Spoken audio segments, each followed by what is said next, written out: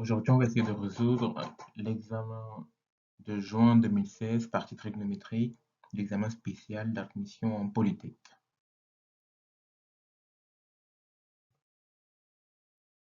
Donc, pour cette question, on doit résoudre dans R l'équation coséquente au carré de x plus 1 moins racine de 3 cotangent de x moins 1 plus racine de 3 est égal à 0.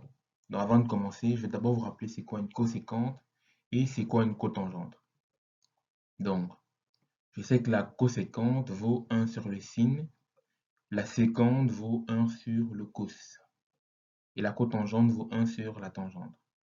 Et si vous ne savez pas c'est quoi la tangente vaut tout simplement sin de x divisé par cos de x. Mais il y a une certaine propriété qui relie la coséquente et la cotangente.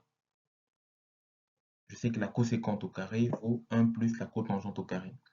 Vous pouvez facilement retrouver cette propriété à base de sin au carré de x plus cos au carré de x qui vaut 1.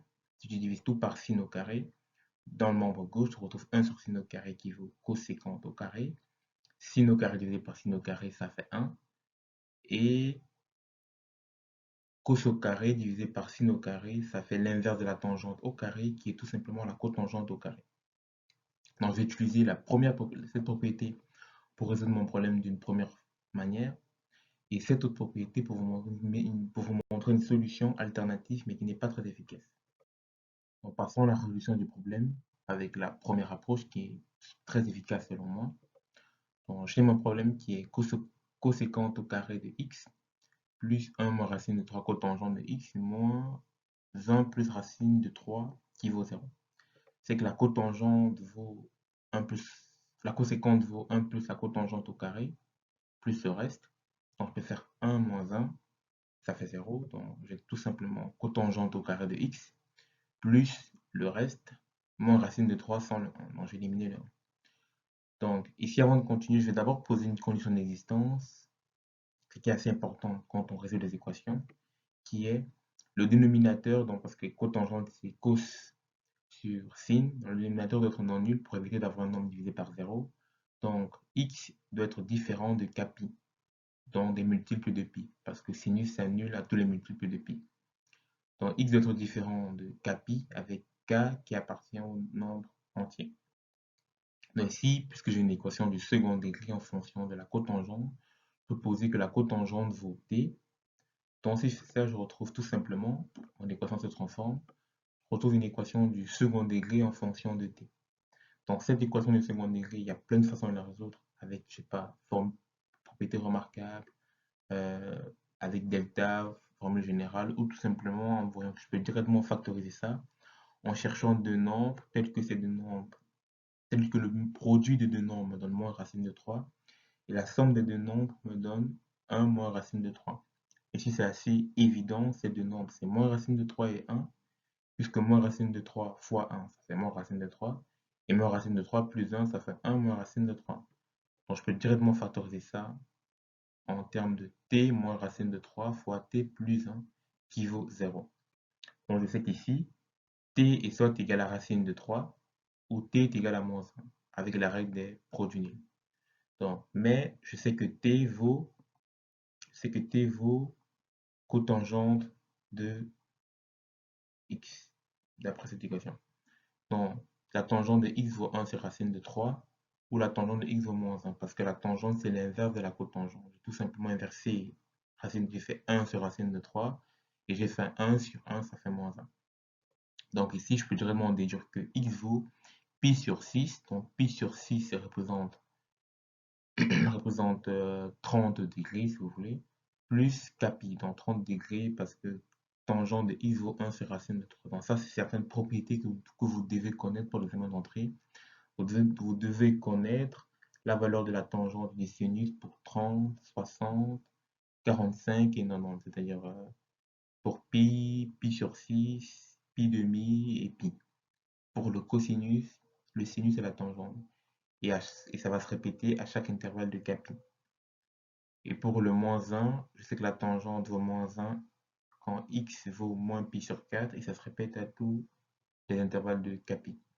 Donc, Ce que je viens de faire ici, vous pouvez facilement retrouver ça dans vos cours de secondaire ou alors un peu regarder sur Internet comment arriver à ce résultat. Donc, ici, on peut être très fier de nous.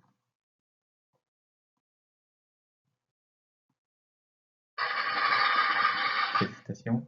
Et bon, preuve de plaisanterie, je vais vous montrer vraiment la deuxième méthode. Donc, l'alternative, ce qui est assez hardcore, accrochez-vous, parce que c'est pas très évident. Donc, je repars avec mon même problème. Cos 50 au carré, plus 1 moins racine carrée de 3 cotangente de x moins 1 plus racine de 3 est égal à 0.